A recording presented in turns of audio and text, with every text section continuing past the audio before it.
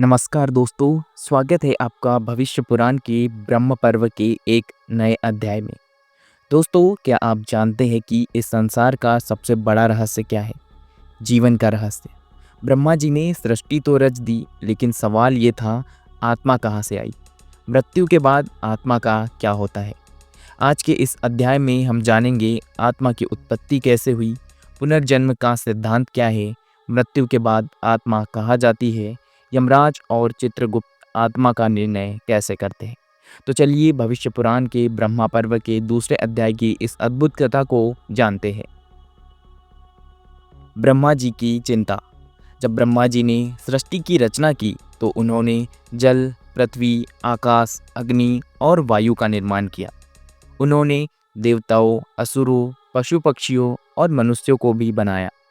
लेकिन एक समस्या थी, इन जीवों में चेतना कैसे आएंगी?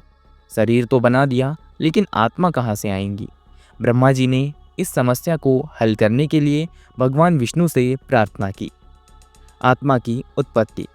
भगवान विष्णु प्रकट हुए और बोले, हे ब्रह्मा, आत्मा अमर है, यह नष्ट नहीं होती, केवल शरीर बदलती है।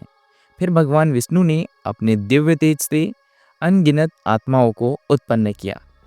इनमें से कुछ आत्माएं सत्कर्मों के लिए बनी थी जो स्वर्ग में जाएंगी, कुछ आत्माएं पाप कर्मों के लिए बनी थी जो अधोलोक में जाएंगी। इसी आधार पर तीनों लोकों का निर्माण हुआ। स्वर्गलोक जहाँ पुण्य आत्माएं जाती हैं, मृत्युलोक जहाँ जीव कर्मफल भोगते हैं मतलब कि पृथ्वी, और तीसरा नरकलोक जहाँ पापी आत्माएं दंड भोगती है। दोस्तों, पुनर्जन्म भी आपने सुना होगा, तो आइए हम देखते हैं कि पुनर्जन्म का रहस्य क्या है। ब्रह्मा जी ने पूछा, हे प्रभु, क्या आत्मा एक ही जीवन में मोक्ष प्राप्त कर सकती है? तब भगवान विष्णु बोले, नहीं, आत्मा को कई जन्म लेने पड़ते हैं। इसे संस्कार और कर्म के अनुसार नया शरीर मिलता है। अगर किसी ने पुण्य किए तो वह अगले जन्म में सुखी होगा।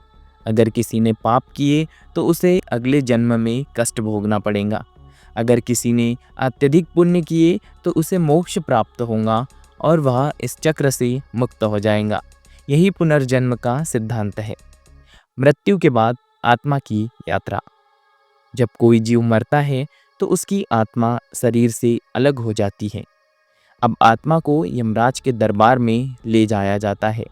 वहाँ चित्रगुप्त जी उसके कर्मों का लेखा जोखा देखते हैं। अगर अच्छे कर्म अधिक है तो आत्मा स्वर्ग जाती है। अगर पाप अधिक है तो आत्मा नरक में दंड भोगती है। अगर पुण्य और पाप बराबर है तो आत्मा पुनर्जन्म लेकर अगले जीवन में कर्मों का फल भोगती है। यमलोक का रहस्य। यमराज ने ब्रह्मा जी को बताया कि आत्माओं के लिए 28 प्रकार के नरक बनाए गए हैं।